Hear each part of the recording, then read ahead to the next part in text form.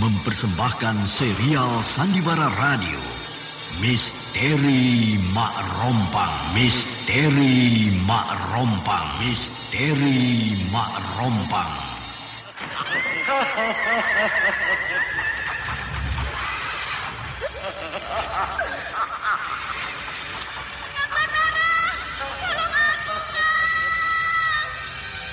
Cepat kemari, Wulan. Mak Rompang. Kisah bangkitnya kembali setiap 200 tahun. Seorang anak manusia yang dapat berganti wajah dan wujud. Terkadang menjadi seorang gadis cantik teramat cantik. Terkadang menjadi seorang nenek tua renta buruk rupa yang selalu menimbulkan prahara dan malapetaka mengerikan bagi umat manusia. Bahaya, kita dalam bahaya. Sina, cepat tinggalkan tempat ini. Cepat, tunggu Kamira. Aku mau menutup warung dulu. Jangan pikirkan warungmu, pikirkan nyawamu. Hei, menjauh. Tuk Tunggal bilang menjauh. Takut itu berapa panas. Tuk Tunggal ada di mana, Wira? Tuk Tunggal berada di dalam kabut. Hei, penyihir semua. Penyihir keluar dari desa.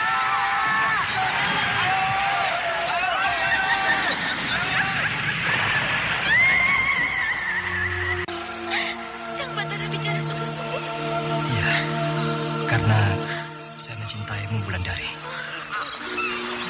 Mak Rompang diselingi pula tawa ria penuh canda serta kisah cinta kasih yang penuh dengan liku-pilu kehidupan dari dua insan manusia.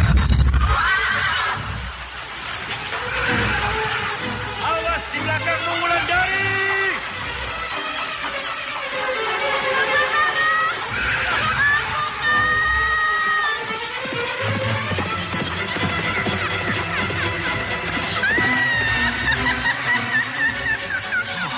Celaka, Wulandari dibawa lari Mak Rompang. Dia.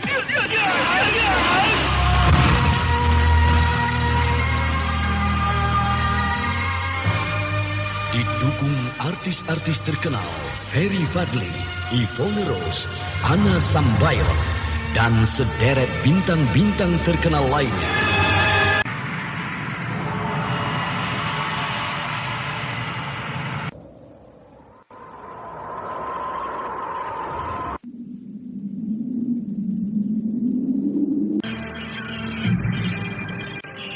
Aku sangat bahagia. Apalagi pertemuan ini terjadi di tengah laut yang tenang ini. Langit biru, laut pun biru. Sedangkan burung-burung camar terbang di sekitar perahu kita. Langit biru, laut pun biru.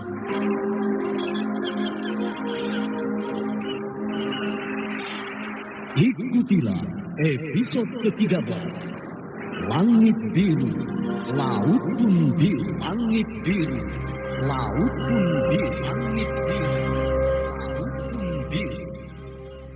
Naskah karya Asmadi Syafar. Seri yang ke-13 ini didukung para pemain.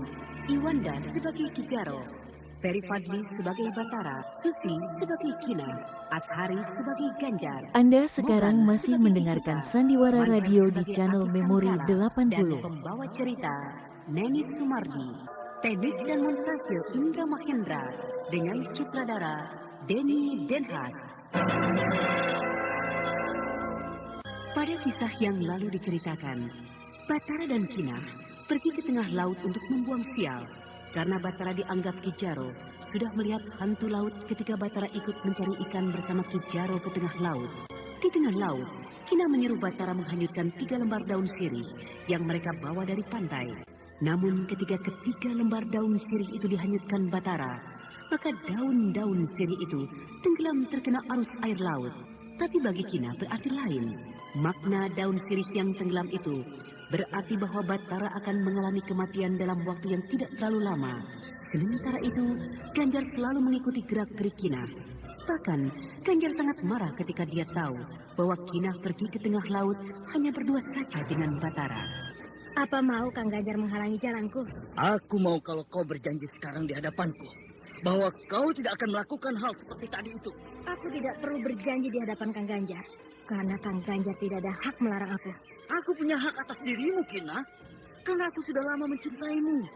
Kalau laki-laki itu masih berani mendekatimu, maka dia akan aku bunuh. Kenapa dia yang harus kau bunuh, Kang Ganjar? Kenapa tidak aku saja yang Kang Ganjar bunuh? Oh, rupanya kau membela dia.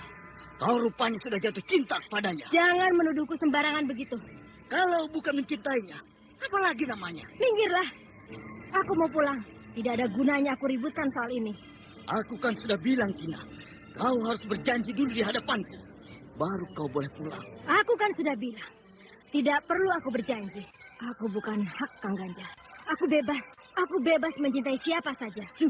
Rupanya kau harus dipaksa untuk berjanji kepadaku, Kina. Lepaskan aku! Lepaskan! Lepaskan! Kau harus aku paksa. Kau harus aku paksa. Baru kali ini aku bisa memeluk tubuhmu yang gempal ini, Kina. Aduh. Kau tendang aku, Kina. Hei, Kina! Jangan lari kamu, Kina. Aku akan kejar kamu. Kenapa anakku berlari ketakutan seperti itu? Ada apa, Kina? Kang Ganjar mengejar aku, Abang. Kenapa dia mengejarmu? Ya, Kenapa dia? Bicaralah yang jelas. aku tidak suka. Aku tidak suka diperlakukan seperti itu. Jadi maksud kedatanganku untuk menyampaikan perlakuan Ganjar terhadap anakku, Kuta. Aku maklum apa yang dirasakan olehmu, Jaro. Tapi kau harus ingat bahwa kita dulu sudah sepakat. Anakmu dan anakku akan kita jodohkan. Aku bukan mengingkari janji. Tapi perlakuan anakmu terhadap Kina sudah sangat keterlaluan. Sebenarnya anakmu yang sudah keterlaluan, Jaro. Dia jauhi anakku. Dia dekati pemuda yang tidak tahu siapa dia dan dari mana asal-usulnya. Kita juga sama-sama mengerti, Kuta, bahwa kita tidak tahu siapa sebenarnya Batara itu. Apakah dia anak bangsawan ataukah berasal dari rakyat jelata? Tapi selama di rumahku, dia menunjukkan sikap yang baik. Bahkan sikapnya seperti para kaum kesatria. Aku tidak mau tahu siapa dia dan bagaimana sikapnya. Bagiku, jangan mengingkari janji kita dahulu. Iya, aku akan pegang janji, Kuta. Bila anakmu tidak berlaku kasar terhadap anakku. Jangan membuat perjanjian baru, Caro. Ini bukan perjanjian baru. Tapi ini harga diriku. Harga diri anakku yang telah dihina oleh anakmu, Ganjar. Sombong sekali Kijaro itu. Tapi tindakanmu terhadap Kina sudah membuat malu aku, Ganjar. Kina menghina aku, Abah. Itu sebabnya aku... Diam kamu! Maaf, Abah. Apakah aku harus diam terus? Kalau kelakuan Kina telah membuat malu aku. Aku tahu. Sekarang kamu diam. Iya, Abah. Maafkan aku. Tetapi kalau... Diam, Ganjar. Siapapun yang menghina keluargaku, maka aku akan tantang dia mengadu jiwa. Terima kasih, Abah. Kang Batara. Oh, Kina? Kang Batara melamun. Aku sedang ingat kampung halamanku. Apakah kampung halaman Kang Batara lebih bagus dari desa Bojongnangka ini, Kang? Sama saja. Tapi walau bagaimana, tentu aku mencintai kampungku, Kina. Karena di sana aku lahir dan dibesarkan. Apakah Kang Batara akan pulang ke kampung Kang Batara? Kalau aku punya kesempatan, tentu aku akan pulang, Kina. Cuma aku tidak tahu bagaimana caranya aku kembali ke kampungku. Apakah Kang Batara tetap akan pulang bila kampung Kang Batara dalam peperangan? Dari mana kau tahu kalau kampungku dalam keadaan perang, Kina? Abah yang mengatakan pada saya. Ya, kampungku diserbu oleh kerajaan Singasari. Lalu kami kalah. Singasari? Di mana itu? Aku juga tidak tahu di mana Singasari itu, Kina. Kalau aku tahu, aku ingin ke sana. Aku ingin melihat bagaimana kuat dan hebatnya kerajaan itu. Sehingga mereka bisa mengalahkan kerajaan yang ada di kampungku. Jadi di kampung Kang Batara ada kerajaan juga? Iya, ada. Namanya Kerajaan Darmasraya. Bagaimana bentuk kerajaan itu, Kang Batara? Apakah seperti perahu besar? Bukan. Saya belum pernah melihat kerajaan. Kerajaan itu sebuah rumah yang besar. Bahkan sangat besar. Apakah kalau Kang Batara pulang ke kampung Kang Batara, Kang Batara mau membawa saya? Kamu mau ikut, Kina? Iya, aku ingin melihat kerajaan. Kampungku jauh. Kau pasti lelah kalau ikut aku. Saya tidak akan merasa lelah bila berada di dekat Kang Batara. Kemarin, ketika kita berperahu ke tengah laut, saya tidak lelah karena Kang Batara ada di samping saya. Itu mungkin karena aku juga ikut mendayung perahu, sehingga kamu tidak merasa lelah. Iya, Kang Batara selalu menolong saya di saat saya butuh pertolongan. Sedangkan saya belum pernah mengalami hal semacam itu dengan orang lain. Kamu ada-ada saja, Kina. Tapi Kang Batara mau kan membawa saya ke kampung Kang Batara? Aku rasa tidak, Kina. Karena kampungku jauh sekali. Betul-betul tidak? Tidak. Kampungku jauh. Sedangkan di kampungku sendiri sedang terjadi peperangan. Aku takut kalau kau menderita di tengah-tengah peperangan itu. Kan ada Kang Batara. Menyelamatkan diriku sendiri saja sudah sangat susah, Kina. Apalagi aku harus menyelamatkan dirimu. Saya yakin Kang Batara bisa menyelamatkan saya di dalam peperangan itu. Hei, kenapa kamu menangis, Kina? Kalau Kang Batara tidak mau membawa saya, dengan siapa saya akan tinggal di sini? Loh, kan ada Ki Jaro. Saya tahu. Tapi sejak kecil, saya tidak punya kakak. Kini, di dalam diri Kang Batara, saya temukan arti seorang kakak. Kalau Kang Batara pergi, saya akan kehilangan seorang kakak. Itu sebabnya saya ingin ikut. Kalau Kang Batara pulang ke kampung halaman Kang Batara. Aneh, kenapa jadi begini? Maukah Kang Batara membawa saya? Nantilah kita pikirkan. Karena aku pun belum tahu kapan aku akan kembali ke kampungku. Kau melamun lagi, Kina. Anda sekarang masih mendengarkan tidak, Sandiwara Radio Abah. di channel Memori 80. Tahu apa yang kau lamunkan. Saya tidak melamun, Abah. Kau pasti melamun. Lihat, sejak pagi tadi kau tidak memasak apa-apa untukku. Kau hanya duduk termenung. Saya lupa, Abah. Duduk dulu. Aku mau bicara padamu. Iya. Sudah beberapa hari ini aku perhatikan tingkah lakumu, Kina. Apa sebenarnya yang kau lamunkan? Ayo, bicaralah terus terang pada abahmu ini. Kang Batara mau pulang ke kampungnya, Abah. Kalau soal Batara mau pulang, sejak hari kedua dia berada di sini, sudah dia katakan padaku bahwa dia ingin pulang ke kampung halamannya. Tapi sekarang Kang Batara benar-benar mau pulang, Abah. Lalu? Dia tidak mau membawa saya ke kampung halamannya. Oh, itu rupanya yang kau lamunkan. Sekarang Abah mau tanya sama kamu. Dan kamu harus jujur menjawabnya. Apa yang akan Abah tanyakan kepada saya? Andai kau disuruh memilih di antara dua, siapa yang akan kau pilih? Batara kah atau Ganja? Ayo jawablah dengan jujur. Saya pilih Kang Batara. Kau suka pada Batara? Iya. Kenapa? Kang Batara suka membantu saya, Abah. Kau mencintai Batara? Saya tidak tahu, Abah. Ayo jawablah yang jujur. Iya. Jadi kau takut kehilangan Batara? Tolonglah, Abah. Tolong supaya Kang Batara tidak pergi dari rumah kita ini. Kalau dia pergi, lebih baik saya mati saja. Kau tenanglah. Akan aku usahakan supaya dia tetap tinggal di rumah kita. Bahkan akan aku usahakan supaya dia menjadi suamimu. Betul begitu, Abah? Iya. Terima kasih. Jadi itu maksudmu datang kemari, Jaro? Iya, Akikara. Dari semula sudah aku bilang padamu bahwa pemuda ini pasti akan disenangi setiap gadis yang berjumpa dengan dia. Apalagi kalau setiap hari bertemu dengan dia. Maka gadis itu pasti jatuh cinta.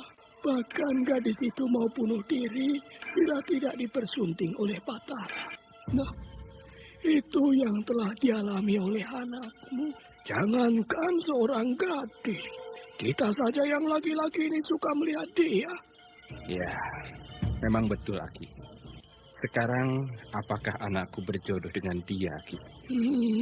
Kalau soal jodoh, wah, itu bukan urusan manusia, Jaro.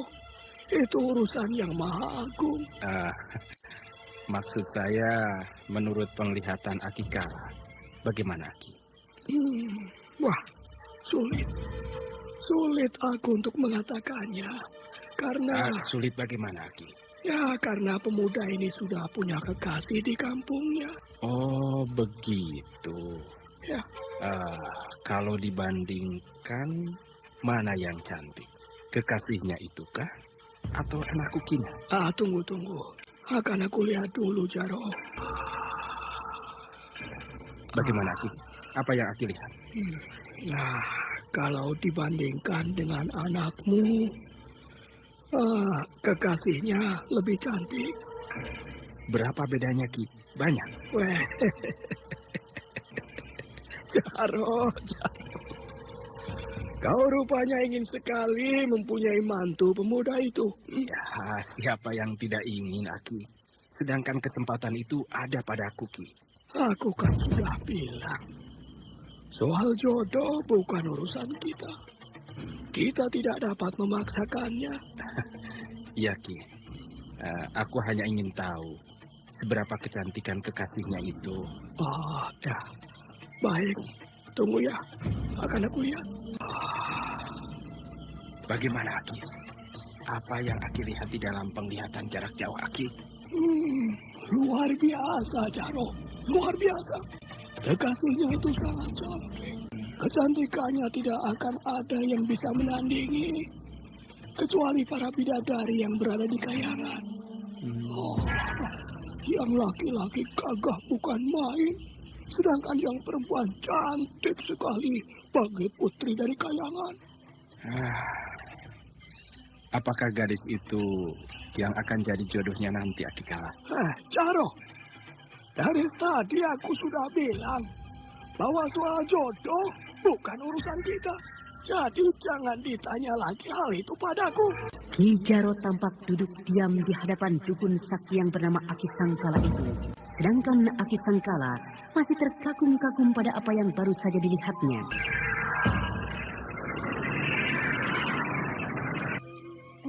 Kang Batara mau kemana? Mau menyusul abahmu, Kina. Sejak tadi pagi dia belum juga pulang. Sedangkan sekarang hari sudah malam. Abah sudah biasa pulang larut malam seperti ini, Kang. Biar saja. Aku agak khawatir. Biarlah aku susul. Kemana akan Kakang susul? Sedangkan Kang Batara tidak tahu seluk-beluk desa ini. Aku sudah tahu kemana aku harus menyusul, Ki Jaro. Ya, silakan saja. Aku juga tidak tahu harus pergi kemana menyusul Ki Jaro. Cuma perasaanku tidak enak berdua dengan gadis yang tampaknya mulai mencintaiku ini. Aku melihat bayangan orang bergerak ke samping rumah Kina. Pasti orang itu bermaksud buruk. Aku harus siap membantu Kina kalau terjadi apa-apa. Siapa? Abah ya? Tidak ada siapa-siapa. Tapi pintu ini terbuka. Lepaskan aku.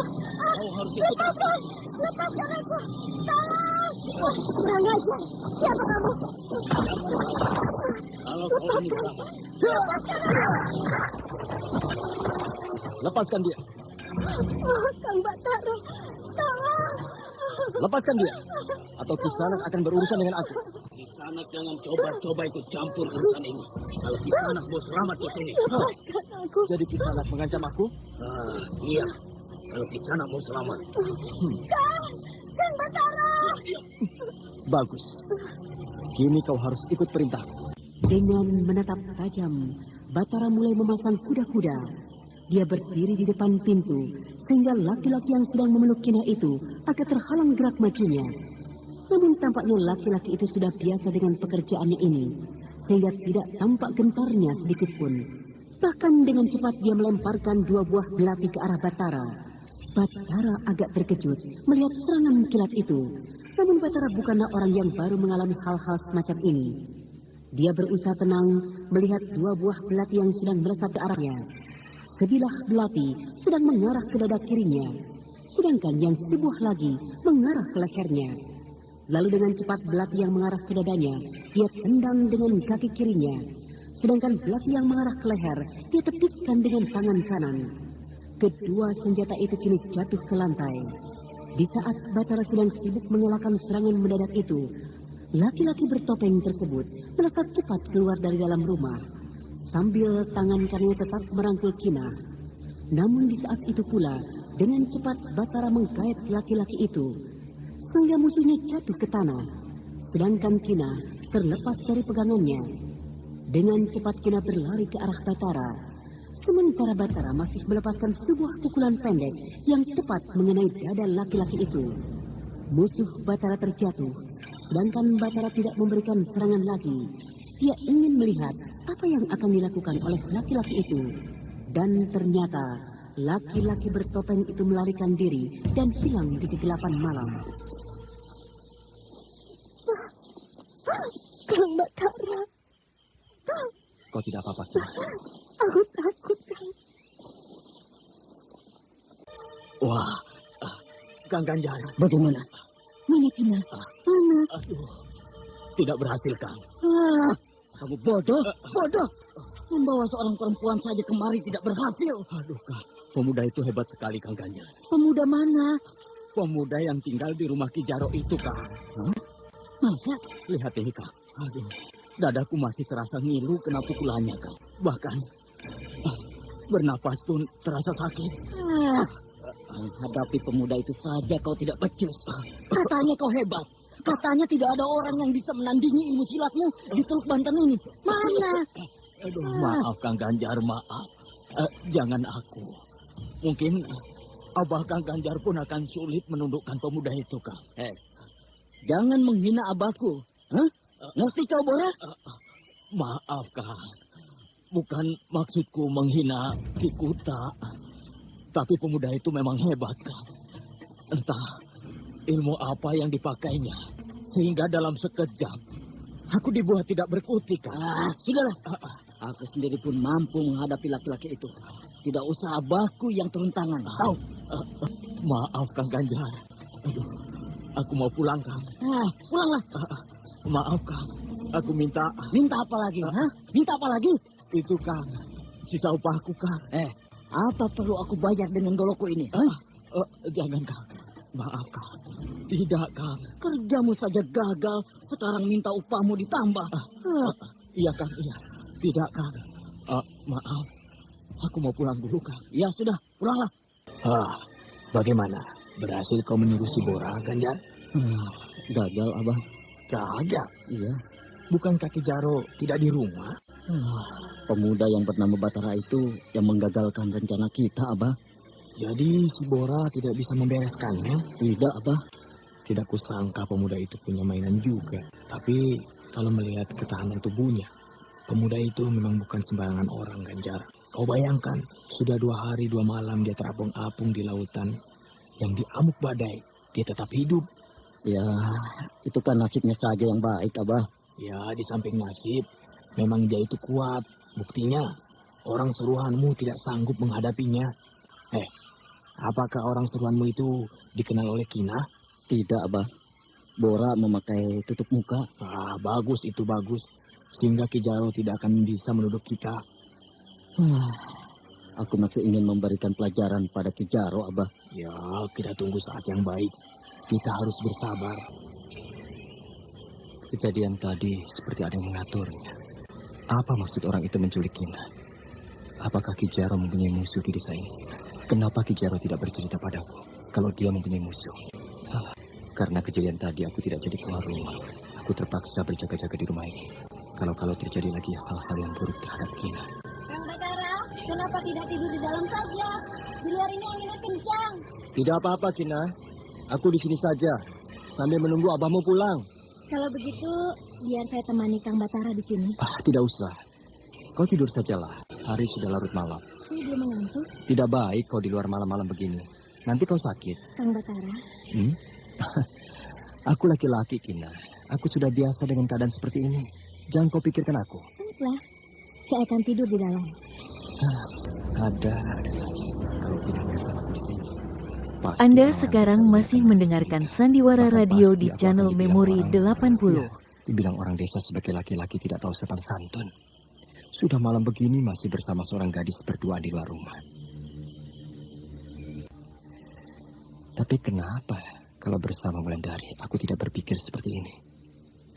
Apakah karena aku dan Wulandari berada di dalam sebuah tempat yang tidak ada orang lain kecuali aku, Wulandari dan Nyi Guru?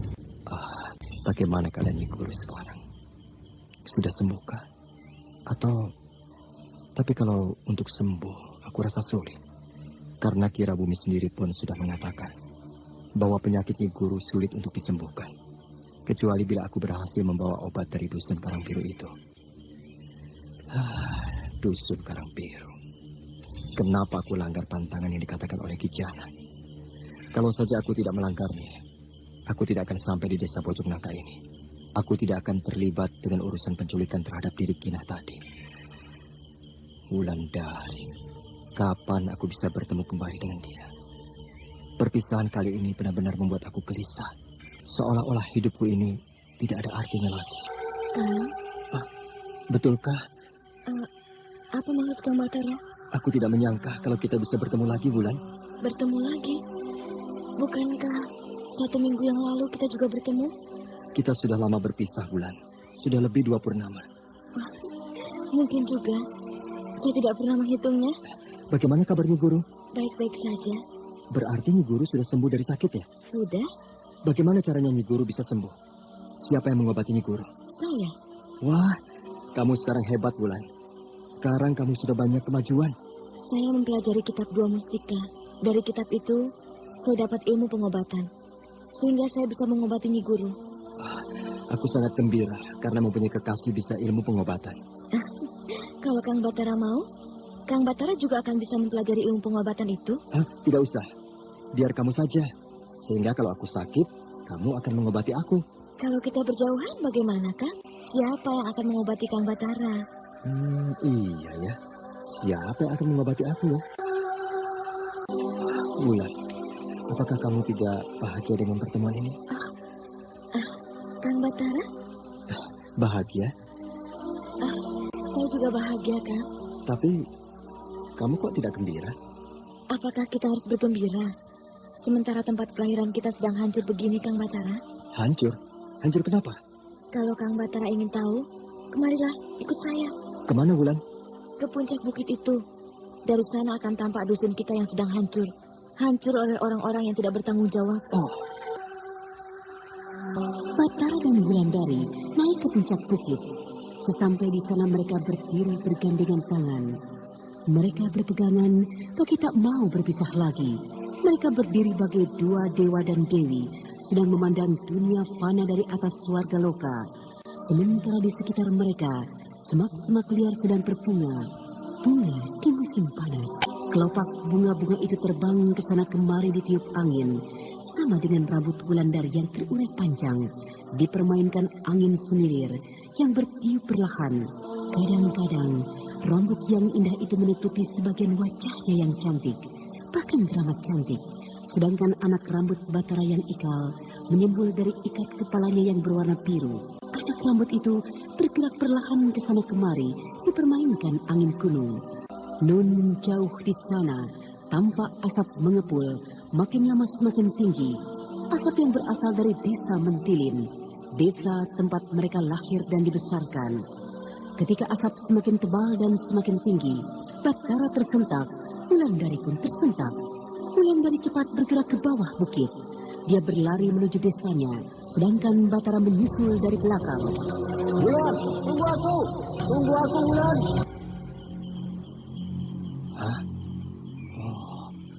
Aku bermimpi. Kemana Batara, Kina?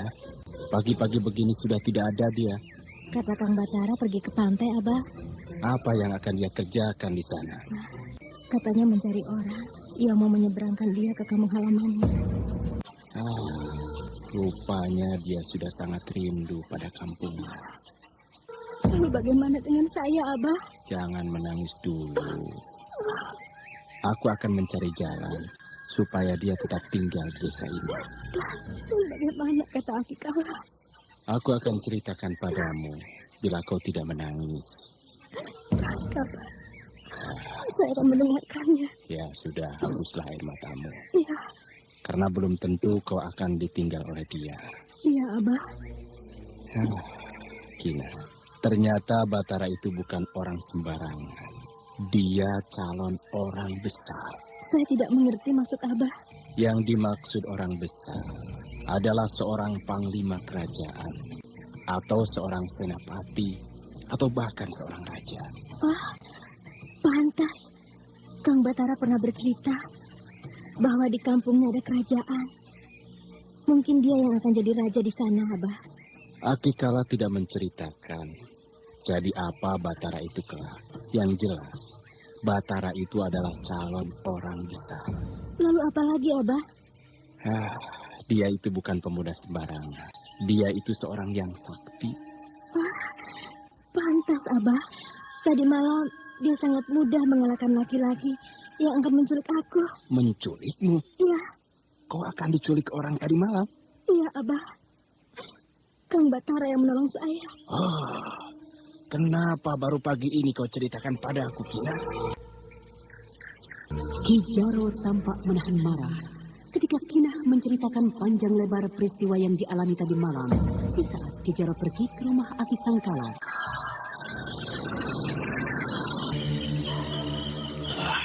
Di mana kau melihat mereka menguburkan benda itu, Ganjar? Ini, Abah. Di sebelah sini. Mana? Di sebelah sini, Abah. Mana? Tidak ada apa-apa. Ini dia, Abah. Kuburan ini? Iya. Ki Jaro ingin membuat apa sebenarnya dengan kuburan ini? Kuburan ini tentu kuburan manusia, Abah. Ki Jaro hanya ingin mengelabui orang. Padahal yang dia tanam hanya sebuah benda sebesar buah kelapa. Abah, kata orang-orang, kuburan ini sudah ada sejak dulu. Ki Jaro hanya menemukan dan membersihkannya saja, Abah. Aku lebih tahu darimu seluk-beluk desa Bojong Nangka ini, Ganjar. Dan setauku, tidak ada kuburan kuno di sini. Tetapi, Abah... Sudah. Jangan banyak bicara lagi kamu. Mari, kita gali kuburan palsu ini. Lalu kita buang benda yang ditanam oleh Ki Jaro itu. Ayo, kita buang ke tengah laut. Supaya tidak ada yang terhambat lagi menemui Kina. Abah, apakah karena benda ini maka Kina menolak aku ya, Bah ya? Pasti benda ini. Ayo, kita gali. Ayo. Ki Kuta dan anaknya Ganjar mulai menggali kuburan kepala Mak Rompang yang mereka anggap adalah kuburan palsu. Sementara puluhan mata serigala siluman memperhatikan kedua ayah dan anak itu. Ketika sudah hampir sampai pada dasar kuburan kepala Mak Rompang, tiba-tiba saja keduanya sangat terkejut karena mereka menemukan bentangan rambut yang panjang dan tebal. Bahkan seolah-olah rambut itu hidup karena rambut yang panjang itu bergerak-gerak. Dengan keberanian yang luar biasa, Ki Kuta mengangkat rambut itu, maka terlihatlah kepala Mak Rompang di bawahnya. Kepala itu mulai ditumbuhi rambut, bahkan rambut yang tumbuh itu begitu panjang, sehingga menutupi seluruh dasar kuburan. Namun tiba-tiba saja rambut yang baru tumbuh itu copot dari batok kepala Mak Rompang, sehingga Ki Kuta dan Ganjar terkejut. Apalagi tiba-tiba di dalam suasana malam yang pekat itu, mata yang ada di batok kepala Mak Rompang bersinar tajam. Lalu kedua mata itu melotot memandang kedua ayah dan anak. Tapi Ki Kuta mempunyai keberanian yang luar biasa.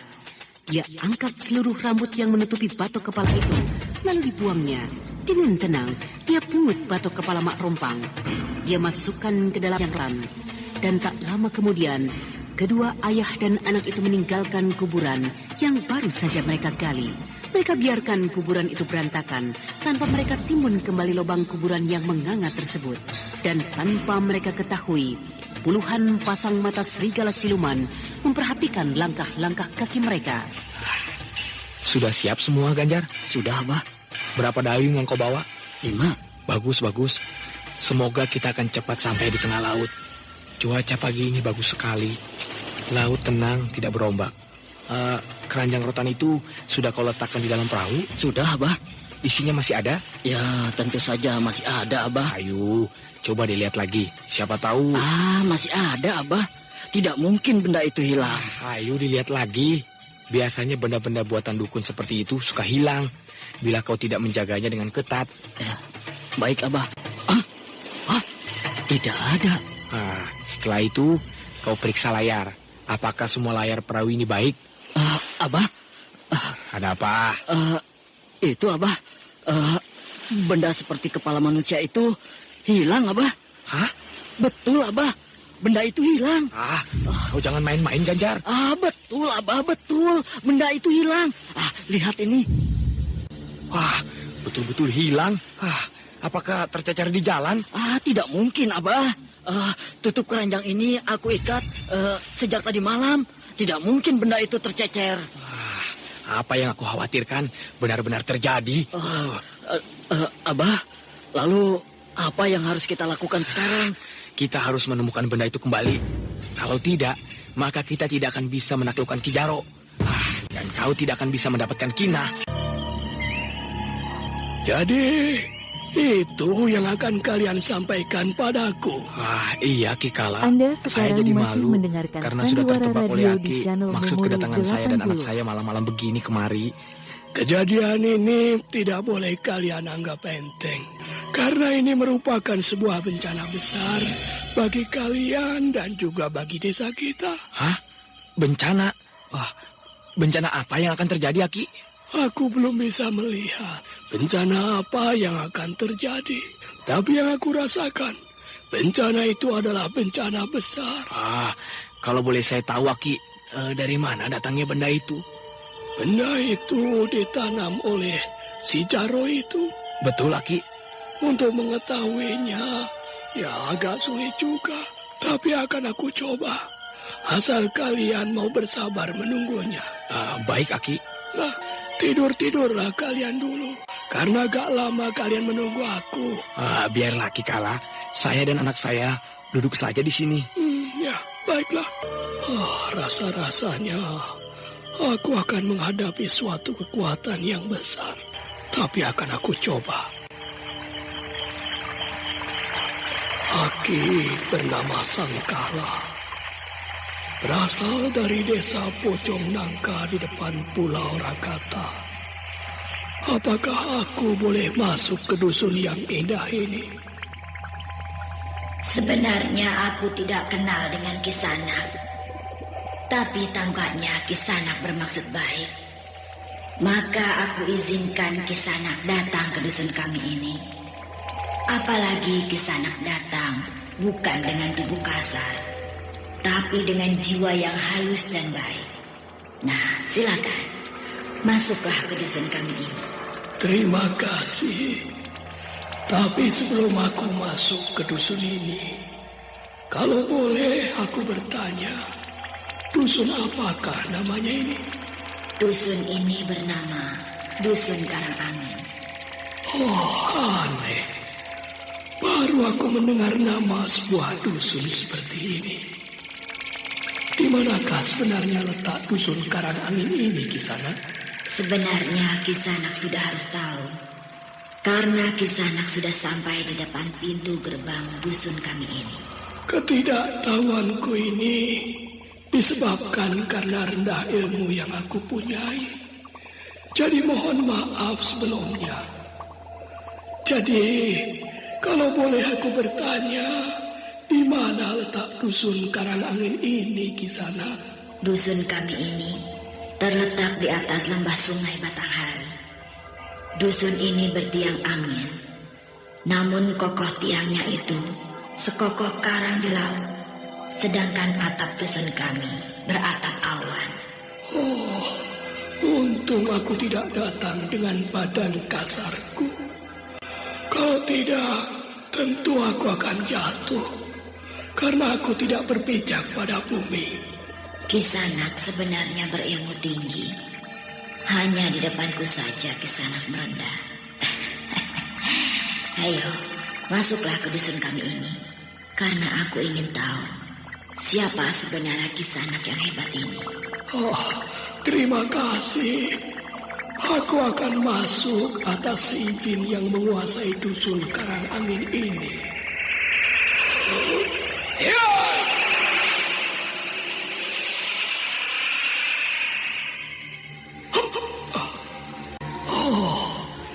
Ini rupanya dusun Karangangin. Silakan masuk ke rumahku ini, Kisanak. Kalau menilik rumah Kisanak ini, Pasti Kisanak yang menjadi petinggi dusun ini. Petinggi dusun ini adalah suamiku. Tapi karena dia sedang pergi, maka aku yang menggantikannya. Nah, masuklah. Terima kasih. Ayo duduk. Oh, terima kasih. Siapakah nama Kisanak yang datang dari jauh ini? Aku bernama Sangkala. Dan dengan siapakah aku berhadapan? Aku bernama Rupas, istri dari petinggi dusun Karangangin. Dan apa maksud Kisanak datang kemari? Sampai-sampai Kisanak mau menyeberangi lautan. Oh, Nyi Rupas bukan sembarang orang. Sehingga Nyi Rupas tahu bahwa aku datang dari seberang lautan. Aku masih bisa melihat kilauan air laut di bawah jubah Kisanak yang panjang dan putih itu. Menilik kehebatan Nyi Rupas tentu tidak percuma. Aku datang kemari untuk bertanya. Ya, aku akan menjawab pertanyaan Kisanak sejauh yang aku tahu. Nah, di desaku Bojong Nangka sedang terjadi hal yang aneh. Warga desaku menemukan sebuah benda mirip kepala manusia yang dikuburkan di tepi hutan oleh seseorang yang bernama Jaro. Namun kini benda yang berbentuk kepala manusia itu hilang tak kemana setelah diambil oleh wargaku dari dalam kuburan yang dibikin oleh Ki Jaro. Apakah benda itu berambut panjang? Ya. Wah, bencana. Bencana. Desa Kisanak akan dilanda bencana yang hebat. Aku sudah merasakannya, Nyi Rupas. Itu sebabnya aku datang kemari. Oh, aku merasa aneh. Kenapa Kisanak datang padaku menanyakan ini? Karena ada getaran yang aku rasakan yang menuntun aku kemari, Nyi Rupas. Kalau begitu, Kisanak datang pada tempat yang tepat. Karena aku banyak mengetahui tentang benda yang dikuburkan di sana. Terima kasih kalau begitu. Yang dikubur itu sebenarnya kepala orang. Orang itu adalah musuhku di sana. Dia bernama Mak Rompang. Saktinya luar biasa. Sehingga kaum atas angin seperti aku ini kewalahan untuk menghadapinya. Jalan satu-satunya adalah memisahkan badan dan kepalanya. Badannya berada di sini, sedangkan kepalanya harus dikubur di seberang lautan. Oh, sayang sekali. Ya, memang sayang sekali. Karena kini kepala itu sudah digali dari kuburnya, sehingga bencana akan melanda desa Kisanak. Apakah ada cara lain untuk menangkal bencana yang ditimbulkannya, Nyi Rupas? Ada, yaitu cari kembali kepala itu, lalu kuburkan. Atau bila ada sisa-sisa rambut di kepala itu, kuburkan rambut itu. Karena tubuhnya tidak akan bisa ke sana. Oh, baik. Akan aku suruh orang mencarinya. Ya, pergilah cepat. Sebelum bencana itu datang di desa Kisanak. Terima kasih. Aku mengundurkan diri. Iya. Ya.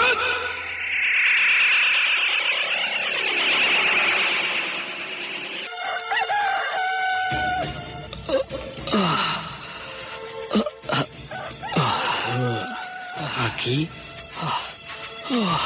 Masih di sini kalian rupanya.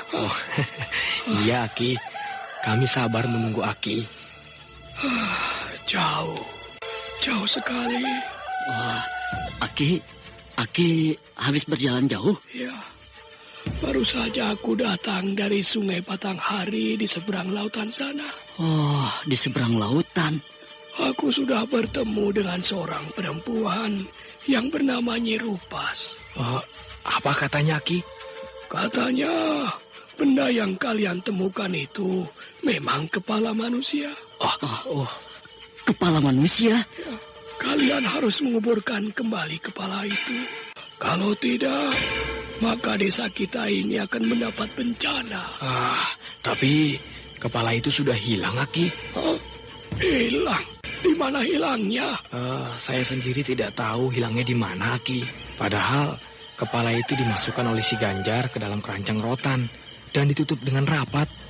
Tapi ketika akan kami buang ke tengah laut, tiba-tiba saja keranjang itu kosong, Aki. Oh, celaka. Atau apakah masih ada rambut yang tercecer? Rambut apa, Ki? Rambut yang tumbuh di kepala itu. Oh, ada, Ki. Bahkan rambut itu banyak sekali. Nah, sekarang ambil rambut itu, lalu kuburkan kembali. Baik, Aki. Akan saya kerjakan sekarang juga. Ya, pergilah sebelum terlambat. Ayo. Abah, kenapa harus malam-malam begini kita datang kemari? Biar tidak dilihat orang. Terutama tidak dilihat Ki Jaro. Tetapi Abah, ayo jalan. Kita sudah sampai, Abah. Masih jauh. Sudah sampai, Abah. Ini tandanya pohon cempaka gading ini. Lalu di mana kuburan yang kita gali kemarin malam? Ini dia, Abah. Aneh, kuburan ini sudah rapi kembali. Seolah-olah ada yang menguruk lubang kuburan ini. Juga tidak ada. Tidak ada, Abah. Berarti Ki Jaro yang menguburkan kembali rambut itu. Mungkin juga, Abah. Karena kuburan ini sudah rapi kembali seperti semula. Mari kita pulang. Jadi, berarti syarat yang harus kita penuhi sudah terlaksana. Tinggal kita laporkan pada Ki Sengkala. Ganjar, sudah kau siapkan jala untuk besok sore? Sudah, Abah. Jala yang robek sudah kau jahit kembali? Sudah, Abah. Sekarang kau mau kemana? Ke rumah Kinah, Abah. Untuk apa? Untuk mencoba apakah Kinah ini sudah berubah. Ya, cobalah. Tapi hati-hati. Iya, Abah. Ganjar. Rambut apa yang membelit leherku ini? Ganjar. Ada selembar rambut yang membelit leherku. Ganjar. Siapa lagi memanggil namaku? Ganjar. Siapa ya? Rambut ini membelit leherku.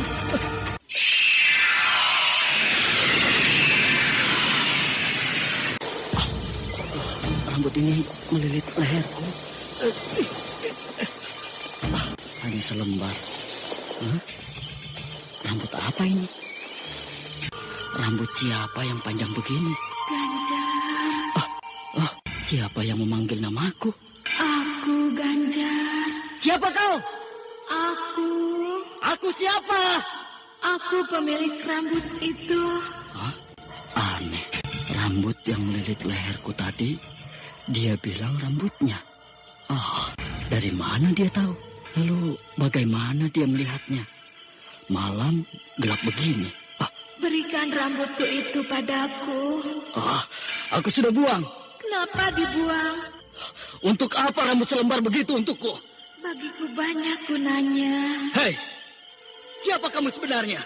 Tunjukkan dirimu. Jangan bersembunyi terus di dalam gelap ini. Aku malu mempertunjukkan diriku. Kenapa harus malu? Ayo, tunjukkan dirimu. Supaya aku tahu siapa kamu. Dan dari desa mana asal usulmu itu. Kau tidak kecewa melihat wujudku nanti? Kenapa harus kecewa? Karena aku yakin kamu pasti salah seorang kawanku. Karena kamu tahu namaku. Sebenarnya kita belum pernah bertemu. Itu sebabnya aku malu memperlihatkan diriku. Sehingga aku harus bersembunyi begini. Kamu bersembunyi di mana? Di balik pohon kelapa ini. Siapa sebenarnya dia? Kalau mendengar suaranya, pasti dia seorang perempuan yang cantik. Tapi aku belum pernah mendengar suara perempuan seperti dia. Kang! Hei! Tunjukkan dirimu! Jangan bersembunyi terus! Ayo! Aku malu. Kalau kau malu, aku yang akan datang ke balik pohon kelapa itu. Sialan, tidak ada. Kang? Hanya kepala orang.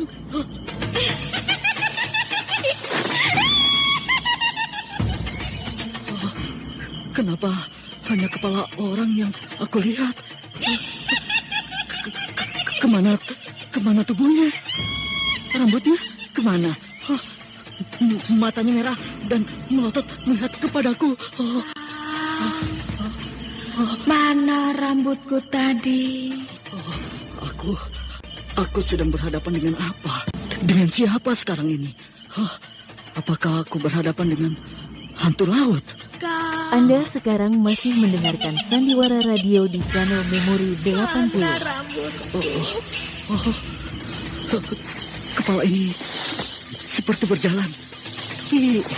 Kepala ini seperti tergantung di awang-awang.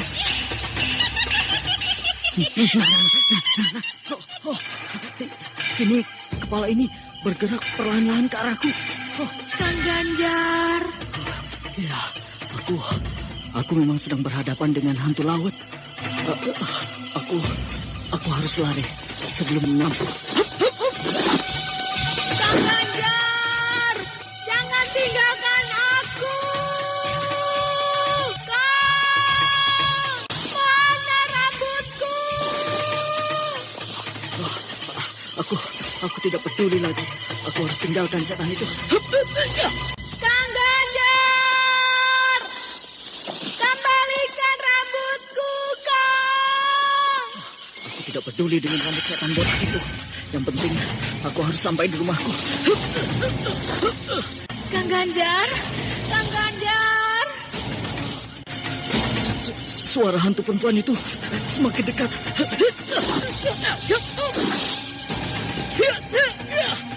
Kang, jangan tinggalkan aku, Kang. Aku tidak peduli. Aku harus menjauhkan diri darimu. Ganjar semakin cepat memacu langkahnya, sehingga kepala Mak Rompang yang dia lihat tergantung di awang-awang sudah semakin jauh tertinggal di belakang. Tujuan Ganjar berlari hanya satu. Dia harus kembali ke rumahnya. Dia harus kabarkan kejadian ini pada bapaknya Kikuta, karena bapaknya adalah nelayan pemberani dalam hal gaib seperti ini. Ganjar berlari bagaikan angin. Dia tidak tersandung atau bahkan tidak tersesat berlari di dalam kegelapan malam yang pekat, karena dia sudah sangat hafal seluk-beluk desa Bojong Nangka. Ketika sampai di depan pintu rumahnya, dia gedor pintu itu berkali-kali, tapi tidak ada jawaban. Sementara dari kejauhan, masih tampak sinar mata yang memancar dari kepala Mak Rompang mendatanginya. Ganjar tidak berpikir panjang lagi. Dia tendang pintu rumahnya, sehingga pintu itu terbuka lebar. Lalu dia masuk ke dalam rumah. Dan dengan cepat pula dia pasak pintu itu dari dalam. Ganjar bersandar di daun pintu. Dia mengatur nafasnya yang memburu. Hantu apa yang tadi aku temukan tadi? Kurang ajar. Sehingga aku jadi letih begini. Sialan, bapakku tidak ada. Sedangkan rumahku ini gelap gulita. Kang? Siapa yang menghidupkan lampu ini? Kang Ganjar? Kamu, Ani? Membuat aku kaget saja. Kaget ya, Kang? Iya, siapa yang tidak kaget? Tiba-tiba saja kamu muncul di dalam rumah ini. Itu sebabnya aku nyalakan lampu di ruang tengah ini, Kang.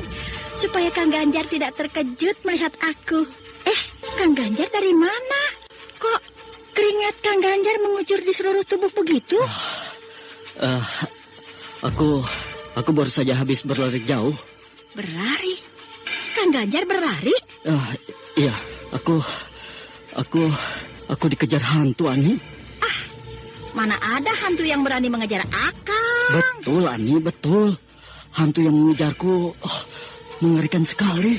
Mengerikan bagaimana, Kang? Iya, hantu itu tidak berbadan. Hanya kepalanya saja yang menggantung di awang-awang. Ngeri juga ya. Itu sebabnya tadi aku tendang pintu ini. Karena aku sangat takut. Sedangkan kamu tidak membukakan pintu ini. Oh, jadi Kang Ganjar menendang pintu itu tadi? Iya, setelah aku gedor-gedor, tidak kau bukakan. Maaf, Kang. Aku tidak mendengar sama sekali. Sehingga aku tidak membukakan pintu itu untuk Kang Ganjar. Ani, abahku kemana? Pergi tadi. Tapi tidak tahu kemana perginya. Ya sudahlah, tolong ambilkan aku minum. Aku haus sekali. Iya, tunggu sebentar ya. Abahku pergi. Kemana abahku pergi? Sedangkan Ani ada di dalam rumah ini. Tapi kenapa tadi rumah ini gelap sekali? Kenapa Ani tidak menyalakan lampu? Kapan Ani datang ke rumahku ini? Biasanya dia tidak datang sendiri. Pasti dia datang bersama dengan bapak dan ibunya. Tapi sekarang dia datang sendiri. Wah, berani betul dia berjalan tengah malam begini. Lama betul si Ani mengambilkan air minum untukku. Ani! Ya, Kang. Tunggu. Wah, lama betul kamu mengambilkan air minum. Maaf. Aku lupa di mana tempat air minum di dapur ini. Nih. Terima kasih. Wah, baru segar rasanya. Tambah lagi? Cukup. Malam ini terasa semakin seram. Semoga saja hantu itu tidak datang kemari, Kang. Jangan. Aku tidak berani lagi melihatnya. Ani, kenapa lehermu ini? Yang mana, Kang? Ini, baru aku lihat sekarang. Setelah kamu dekat begini. Oh, ini? Iya, kenapa itu? Merah sebesar lidi di sekeliling lehermu. Bekas luka, Kang. Loh, kenapa? Kok aneh bentuknya? Kena sambar golok. Hah? Golok? Iya. Tapi kenapa sekeliling lehermu merah begitu? Iya, kena golok. Kamu berkelahi? Iya. Dengan siapa? Dengan orang. Lalu dia babat lehermu dengan golok? Iya? Iya, sampai putus, Kang. Hah? Putus? Iya. Nih, lihat. Putus kan kepalaku ini? Kau kenapa bisa putus? Mana badanmu? Lupa padaku. Kau hantu buntung tadi. Iya, memang aku.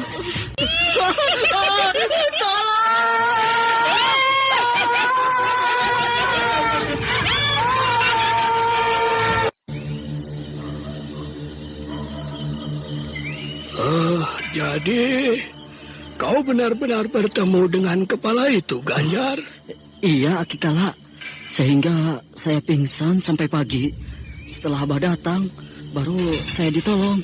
Abahmu mana? Pergi mencari kepala buntung itu, Ki. Malam-malam begini? Iya, Aki. Abahmu terlampau berani. Padahal yang kita hadapi ini tidak bisa hanya mengandalkan keberanian saja. Tapi harus dibekali juga dengan ilmu yang mantap. Oh, Aki, siapa sebenarnya yang kita hadapi ini? Mak Rompang. Mak Rompang? Ya. Siapa itu? Manusiakah dia, Ki? Aku sendiri juga tidak tahu, Ganjar. Apakah dia itu manusia ataukah siluman jahat? Tapi yang jelas kita akan mendapat bahaya. Apakah Aki Kala tidak bisa memastikan siapa dia sebenarnya itu? Aku ingin berhubungan dengan dia malam ini. Tapi karena kau datang, ya maka aku urungkan niatku itu. Kalau Aki Kala akan melaksanakan niat itu, silakan. Saya akan tunggu. Karena saya juga ingin tahu siapa sebenarnya Mak Rompang itu. Oh ya, kalau begitu kau tunggulah. Aku akan berhubungan secara gaib dengan dia. Iya, Ki.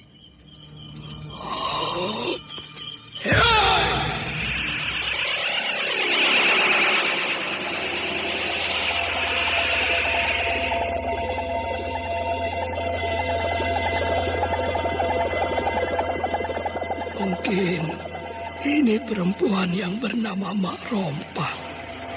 Karena kepalanya tidak ada. Tapi mau kemana dia dengan kereta kudanya ini? Apakah dia seorang ratu? Ratu siluman dari manakah dia? Berhenti kamu. Ya, apakah aku tidak salah melihatnya ini? Namaku Mak Rompang. Oh, kalau begitu, aku memang tidak salah datang kemari. Aku penguasa hulu sungai Tembesi. Siapa Kisana? Aku bernama Ki Sangkala. Asalku dari desa Pojong Nangka. Bojong Nangka. Tolong bilang pada pemuda yang bernama Ganjar itu, aku akan memberi pelajaran pada dia karena dia sudah mempermainkan aku. Apa yang sudah dilakukannya pada Mak Rompang? Rambutku dibuangnya. Kapan dia membuang rambutmu, Mak Rompang? Waktu dia menggali kuburan kepalaku. Bukankah suatu berkah untukmu, Mak Rompang, bahwa kepalamu tidak jadi terkubur, sehingga kau masih bisa berjalan ke sana kemari di dunia ini? Jadi, seharusnya kau berterima kasih kepada ayah dan anak itu, bukan memusuhi mereka. Kurang ajar kamu, tua bangka. Pandainya kamu menasihati aku. Aku bukan menasihatimu, Mak Rompang. Tapi aku hanya mengingatkan saja bahwa itu kenyataan yang tidak bisa kau ingkari. Masih kau menasihati aku? Hah? Pergi kau! Sebelum aku kurung Sukmamu di hulu Sungai Tembes ini. Baik. Aku akan pergi. Tapi aku mohon, tolong jangan marah kepada ayah dan anak itu. Dia telah menolongmu. Pergi kamu! Sebelum betul-betul aku kurung Sukmamu di sini. Dan kamu juga harus ingat bahwa desa Bojong Nangka akan aku goncang dengan kekuatanku, walau di sana hanya ada kepalaku. Jangan marah dulu, Mak Rompang. Pergi kau!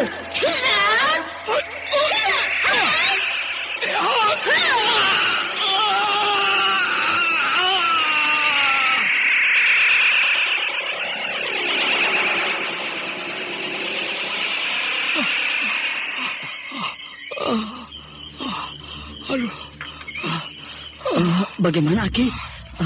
Aki bisa bertemu dengan Mak Rompang itu? Kau harus hati-hati, Ganjar. Dia mengancam. Bahkan dia mengancam seluruh desa ini. Jadi Aki Kala sudah bertemu dengan orangnya? Sudah. Orangnya tua, tapi tidak berkepala. Aki Sangkala sangat letih, sehingga keringat mengucur dari seluruh tubuhnya. Sementara Ganjar memperhatikan dengan perasaan heran. Anda sekarang masih mendengarkan Sandiwara Radio di channel Memori Aki 80. Sangkala mencoba menemui Mak Rompang di hulu Sungai Tembesi dengan kekuatan batinnya. Namun tampaknya Mak Rompang marah bukan main, sehingga Aki Sangkala diserang dengan hebat. Aki Sangkala terpaksa menghindar, walau dia hadir di hadapan Mak Rompang hanya Sukmanya saja. Aki Sangkala menyampaikan kepada Ganjar supaya pemuda itu hati-hati karena Mak Rompang akan datang kembali dengan bencana yang lebih besar.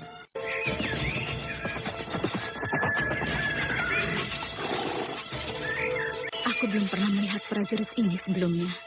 Tapi aku yakin bahwa pakaian yang dipakainya pasti pakaian prajurit Dharmasraya yang sudah disetujui oleh Singasari. Bagus, dia sudah dihadang oleh pengawal-pengawalku. Bahkan kini dia dihadang oleh Ki Wista. Dia membawa surat. Pasti surat itu untukku. Ki Wista tidak mengizinkan dia masuk. Surat itu kini dibawa Ki Wista kemari.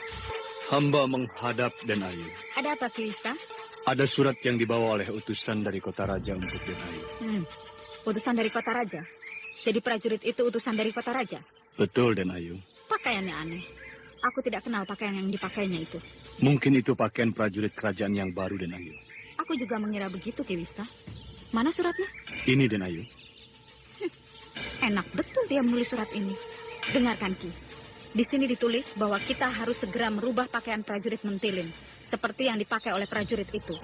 Lalu yang kedua, bahwa kita diperingatkan untuk tidak seenaknya memanen hasil lada, karena yang kita panen adalah hak Ki Sabrang. Apakah surat itu dari Sri Baginda Maharaja? Bukan. Surat ini ditulis oleh Raden Wangsadirja, tapi atas perintah Sri Baginda Maharaja. Berarti surat itu memang dari Sri Baginda Maharaja. Hanya Raden Wangsa yang disuruh menulisnya. Aku tidak akan tunduk dengan kerajaan, karena kerajaan Dharmasraya bukanlah kerajaan Dharmasraya yang dulu, tapi mereka di bawah perintah Singasari. Maaf, Den Ayu. Sebaiknya Aku kita... tidak pernah takut pada Singasari, Ki Wista. Kembalikan surat ini dan katakan kepada prajurit itu bahwa aku tidak akan tunduk dengan isi surat itu. Baik, Den Ayu. Aku berharap agar Raden Wangsa mau menekan Gandini lebih keras lagi. Karena dia telah membangkang terhadap perintah kerajaan. Berarti dia telah membangkang terhadap Singasari. Sekarang tidak bisa kita menekan Gandini dengan cara begitu, Ki Sabrang. Kita harus membujuknya baik-baik. Kalau Raden Wangsa tidak bisa menyelesaikannya, maka aku akan menghadap pada Kisana Keling. Biar Kisana Keling yang menghukum Gandini. Tetapi hal itu tidak mungkin Ki Sabrang lakukan. Karena Kisana Keling bersama Ki Kunjara sudah pulang di Singasari. Jadi yang ada di sini siapa? Ya kita semua, orang-orang Dharmasraya. Maksudku, siapa petinggi Singasari yang berada di kerajaan Dharmasraya? Hanya Senapati Singasari yang masih memimpin pasukan Singasari, yang masih berada di kota raja. Kalau Ki Sabrang mau, silahkan Ki Sabrang menghadap pada Senapati itu dan laporkan apa yang tidak mengenakan Ki Sabrang. Sebenarnya ingin juga aku menghadap Senapati Singasari itu. Tapi aku tahu bahwa Senapati pasti sangat sibuk. Nantilah kalau Kisana Keling sudah kembali. Kalau begitu, tidak usah diributkan. Biarkan saja apa yang telah terjadi. Aku mohon agar Raden Wangsala yang mengambil tindakan. Maksud Ki Sabrang? Ya, sudah terang-terangan Gandini itu melanggar ketentuan yang ditetapkan kerajaan. Tentu Raden Wangsa sepantasnya menghukumnya dengan atas nama Sri Baginda Maharaja. Kalau tidak, maka Gandini akan seenaknya saja. Bahkan dia bisa melawan pada Sri Baginda Maharaja. Ya, jadi tangkap dan penjarakan dia. Tidak semudah itu untuk menghukum Gandini, Ki Sabrang.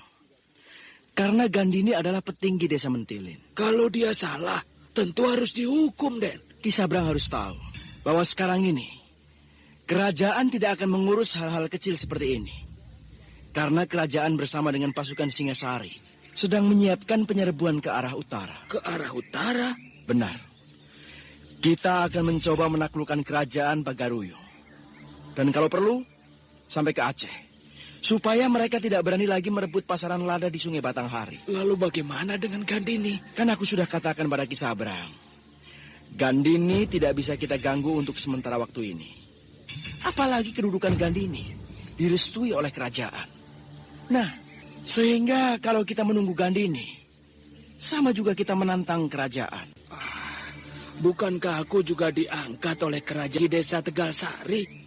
Jadi apa salahnya aku mengajukan keberatan atas nama Sri Baginda Maharaja? Ki Sabrang rupanya tidak mengerti juga. Ki Sabrang, baru-baru ini kerajaan sudah mengeluarkan pernyataan bahwa di seluruh kerajaan Dharmasraya dianggap aman. Kalau ada keributan kecil-kecilan seperti ini, dianggap wajar saja. Bahkan kerajaan sudah merestui pada petinggi desa yang sekarang sedang berkuasa. Kecuali Ki Sabrang. Kecuali aku? Kenapa aku yang dikecualikan, Den? Setelah kerajaan meneliti seluruh petinggi desa yang berada di dalam kekuasaan kerajaan, ternyata hanya Ki Sabranglah yang tidak jelas asal-usulnya. Aku? Kenapa jadi aku, Den Wangsa? Menurut penyelidikan, Ki Sabrang tidak berhak menjadi petinggi desa Tegal Sari. Hanya keturunan Ki Ludira lah yang berhak. Sayang Ki Ludira tidak punya keturunan. Karena Ki Ludira tidak mempunyai istri. Tapi kalau suatu saat ada dari pihak Ki Ludira yang menuntut, maka terpaksa Ki Sabrang harus menyerahkan kekuasaan Tegal Sari kepada famili Ki Ludira itu. Oh, Gusti, jadi... Ada jalan lain yang bisa menolong Ki Sabrang. Supaya aku tetap menjadi pemimpin di Tegal Sari. Begitu, Den? Ya. Apa jalan itu, Den? Tolonglah aku. Aku tahu bahwa Ki Sabrang pasti tidak mau melepaskan kedudukan Ki Sabrang di desa itu. Tentu, Den Wangsa. Karena aku sudah berjasa pada Singasari. Iya. Ki Sabrang harus ingat, semua hal-hal seperti ini diserahkan kepada kerajaan Dharmasraya oleh Singasari.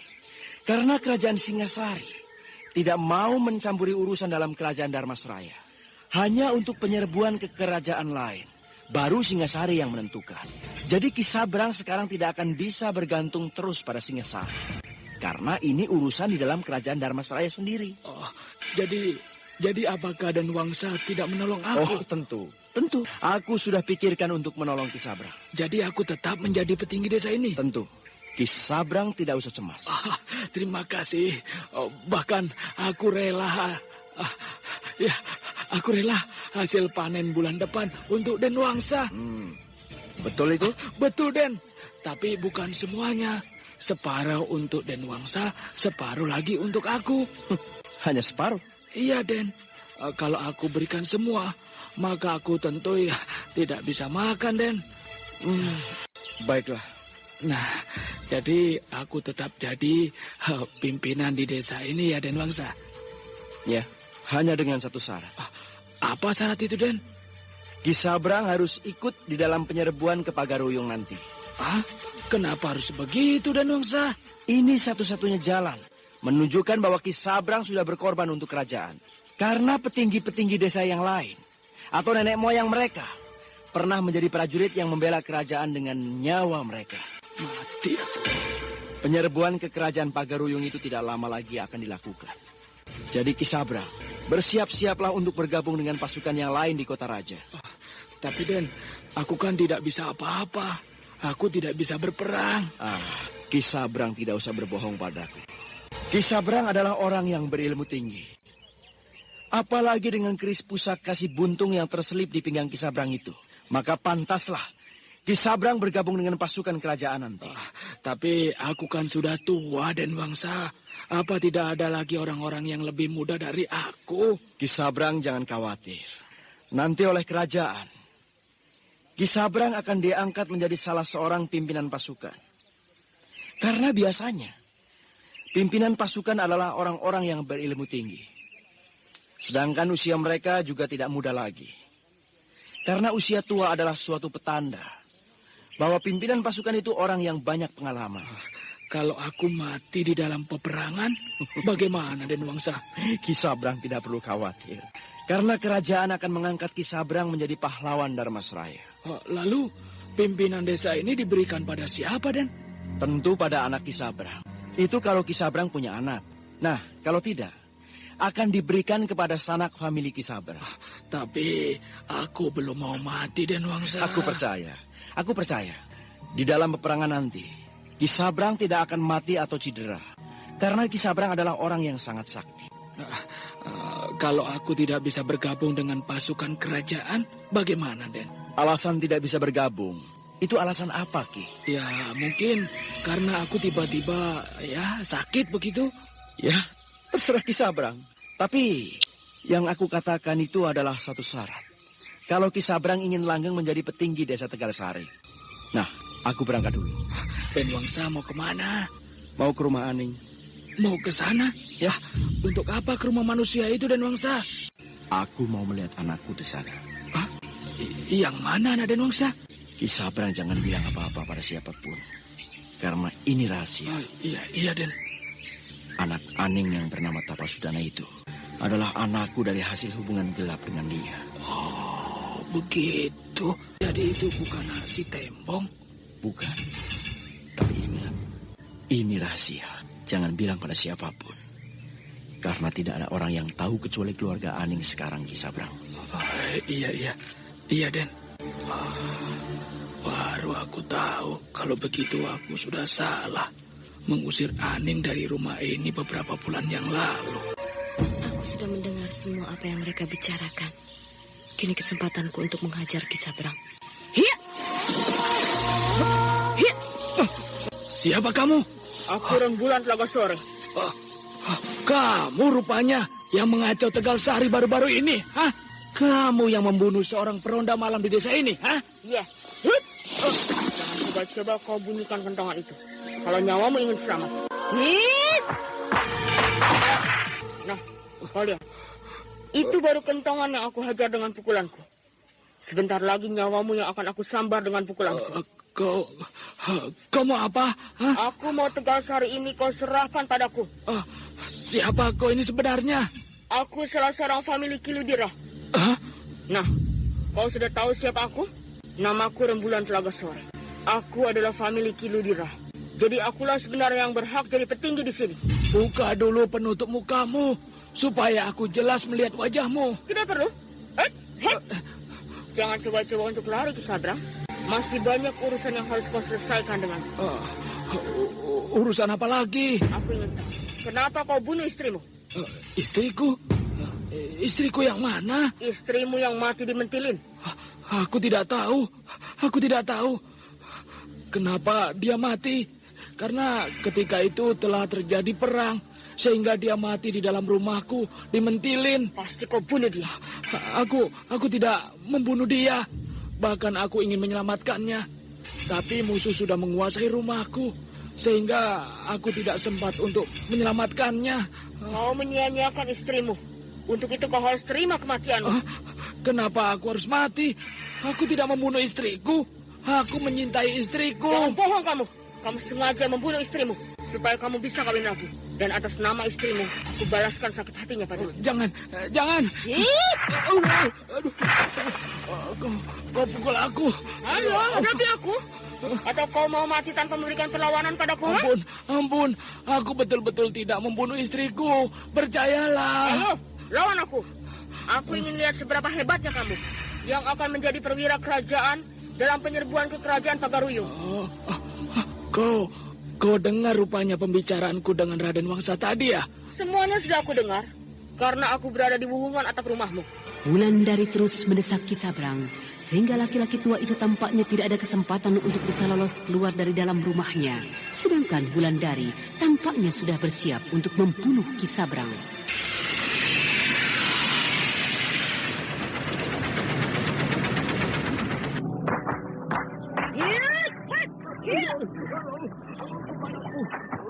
Itu baru kepalamu yang aku tendang. Sebentar lagi tubuhmu akan aku injak-injak.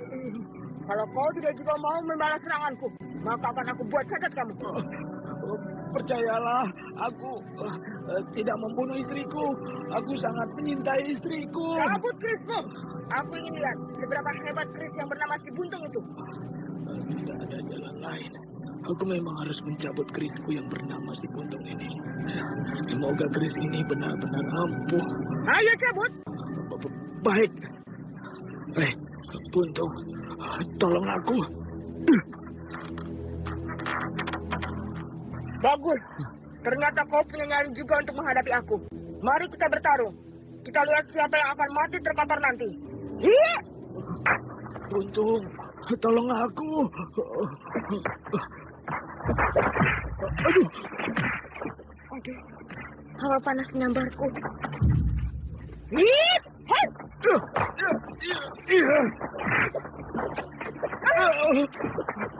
Ternyata kerisnya itu memang keris yang ampuh. Ada hawa panas yang keluar dari dalam keris itu. Oh, hawa panas itu terasa menjalar di tanganku. Aku tidak boleh main-main. Aku harus mencabut senjata selendangku. Keris itu harus aku lepas. Wulandari kembali melancarkan serangan hebat ke arah Kisabrang. Namun kembali pula hawa panas menyambar Wulandari, sehingga Wulandari sangat terkejut. Kini hawa panas itu disertai dengan rasa gatal di tangan kanannya, sehingga Wulandari tampak tidak bermain-main. Bahkan untuk menyerang dengan ilmu pamungkas yang bernama pukulan 10 jari dewanya, Wulandari tidak berani. Maka dengan cepat Wulandari mencabut selendang biru yang terikat di pinggangnya. Sedangkan di ujung selendang itu terdapat 2 buah tali sutra merah yang panjang. Di masing-masing ujung tali sutra terdapat 1 buah bola kecil yang terbuat dari besi. Wulandari belum pernah menggunakan senjata anehnya ini. Kini dia akan melompat ke belakang. Tampaknya gadis itu sedang membuat jarak serangan. Lalu dengan cepat dia kibaskan selendang itu ke arah Kisabrang. Maka tampaklah sekelebat warna biru menyambar bagai ular naga ke arah Kisabrang. Dan ketika 2 buah tali sutra berwarna merah meluncur ke arah tangan kanan Kisabrang, terdengar bunyi besi yang keras. 2 buah bola kecil itu menghantam keris Kisabrang. Keris itu jatuh ke lantai, sehingga Kisabrang sangat terkejut. Karena begitu mudah Wulandari menghantam senjatanya. Wulandari memandang keris itu sepintas. Dia terkejut, karena keris itu berbentuk ular merah yang buntung kepalanya. Sementara rasa gatal mulai merayap ke seluruh tangan kanan Wulandari. Wulandari tahu bahwa dia telah terkena racun keris Kisabrang. Sementara hawa panas menjalar ke seluruh tubuhnya. Kekuatan Wulandari mulai melemah. Wulandari sadar bahwa dia telah terkena racun keris Kisabrang. Dia tidak dapat melanjutkan perkelahian lagi. Dengan sisa-sisa tenaganya, Wulandari melompat keluar dan hilang di balik semak-semak. Kenapa perempuan aneh itu tidak mau menyerangku lagi? Bahkan dia lari meninggalkan rumahku. Apakah dia takut melihat kerisku ini?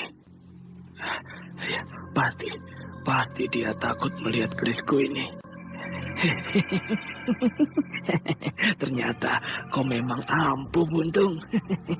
Kau selamatkan nyawaku.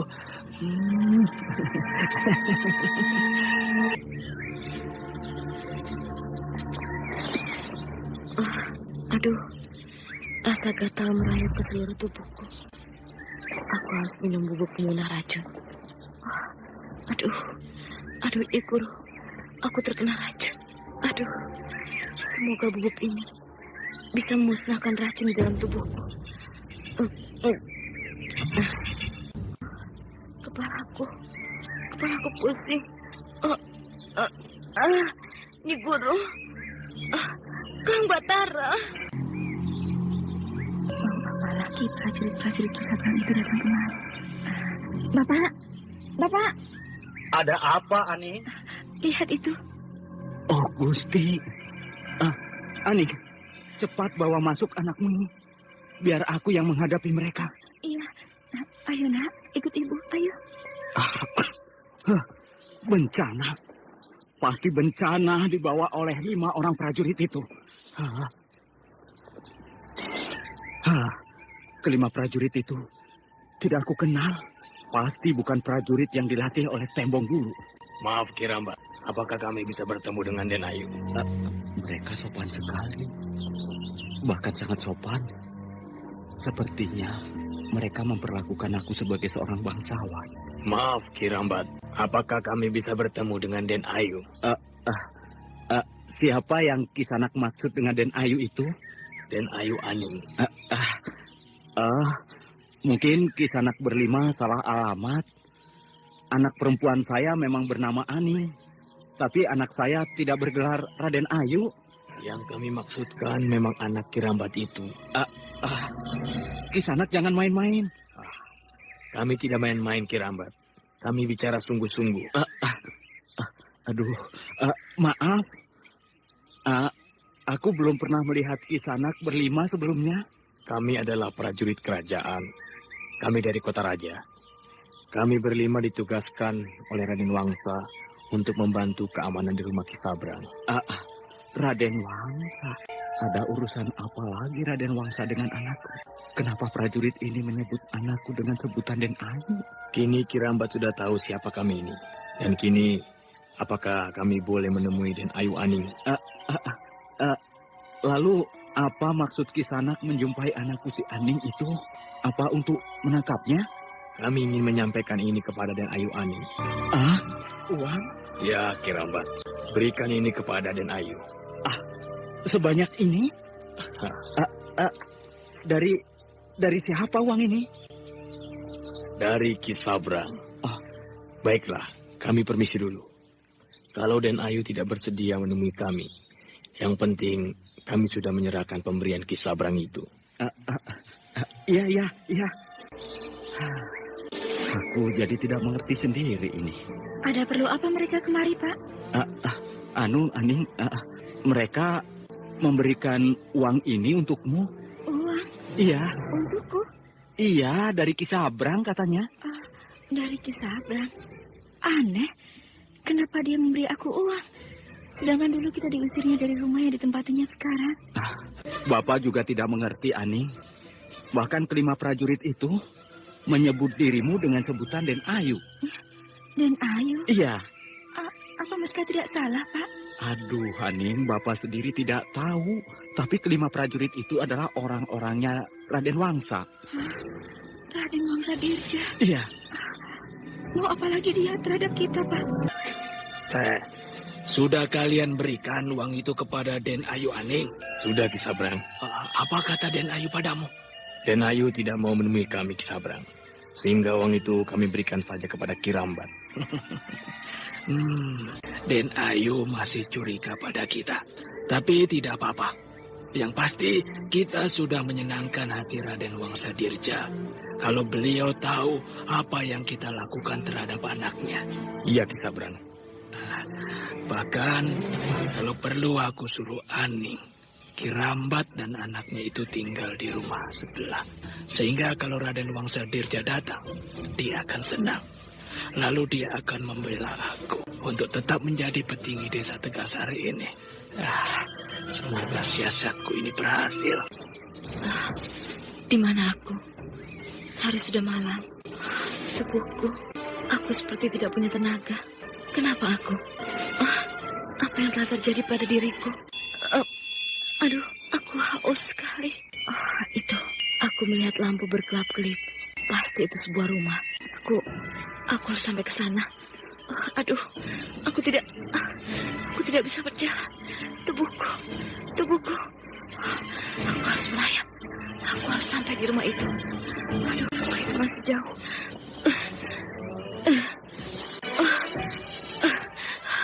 Kepalaku pusing.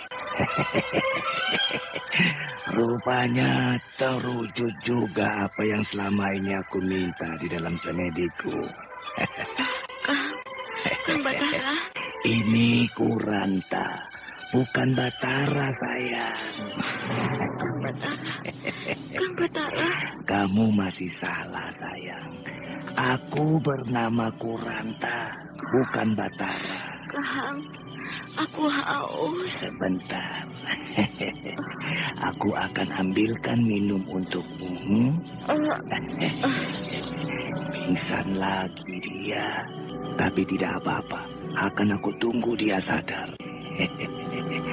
Aku berterima kasih kepadamu, oh leluhurku. Permintaan dalam tapa berataku kalian penuhi. Sehingga aku mendapatkan seorang perawan cantik. Bila perawan ini bisa aku cicipi, maka lengkaplah ilmu kadikjayaanku. Aku tidak akan mempan digores oleh senjata tajam manapun di muka bumi ini. Sadar lagi dia dari pingsannya. Aku haus. Nah, ini air. Minumlah. Minum. Aku tidak bisa bangun. Mari aku bantu kau bangun. Pegang. Ya, bergantunglah pada leherku. Ayo. Iya. Sekarang minumlah. Minum. Rambut dan tubuh gadis ini harum sekali. Ayo habiskan minummu itu. Ayo habiskan. Sudah. Terima kasih Kang Batara.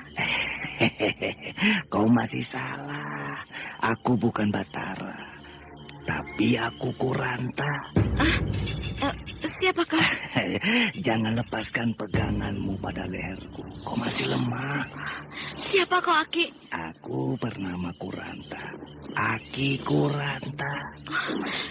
Kenapa tubuhku tidak bisa bergerak? Itu karena kau berniat buruk padaku, cantik. Aku ingin menamparmu, Aki. Karena kau sudah seenaknya memegang-megang tubuhku. Kau tidak akan bisa melakukannya, cantik. Karena jalan darah pada anggota badanmu sudah aku hentikan. Apa maumu, tua bangka? Sebentar lagi kita akan terbang ke sorga, cantik. Kurang ajar kau. Percuma kau meronta begitu, cantik. Percuma. Kau hanya akan membuang-buang tenagamu. Kalau kau tahu siapa aku, maka kau akan melepaskan aku sekarang juga. 6 bulan aku melakukan tapaku menunggu kedatanganmu. Tentu aku tidak akan melepaskanmu. Karena kau akan menambah kekuatan ilmuku, cantik. Setelah kita terbang ke sorga, kau boleh pergi. Pergi dari dunia ini. Apa maksudmu? Maksudku sudah jelas. Setelah kita bercengkerama, maka aku akan mencobakan ilmuku padamu. Apakah betul bahwa hanya dalam sekali pukul kau bisa mati olehku? Begitu petunjuk yang aku terima dalam tapaku. Kalau aku bebas, maka kau yang akan mati dalam satu kali pukul olehku. Jangan marah begitu, cantik. Percuma, karena kau tidak bisa berbuat apa-apa. Mari kita mulai cengkerama kita. Berani kau menjamahku? Maka akan aku bunuh kau. Wulandari memandang Aki Kuranta dengan waspada, namun seluruh tubuhnya tidak bisa digerakkan, kecuali tangannya yang bergerak lemah tanpa tenaga seperti biasa. Sementara Aki Kuranta memandang Wulandari dengan pandangan yang puas.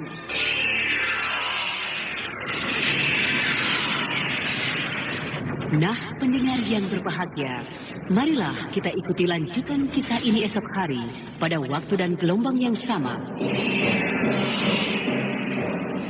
Demikianlah tadi serial Sandiwara Radio Misteri Mak Rompang episode ke-13, Langit Biru, Laut Pun Biru, dipersembahkan oleh Denhas Adya Suara bekerja sama dengan PT Sinar Effendi Murni, produsen tablet obat kuat Aladina, obat terlambat bulan Benfas Kapsul, tablet obat kuat dan pegalinu Duta Rema, dan jamu godok Cap Gorilla. Terima kasih atas perhatian Anda. Sampai jumpa.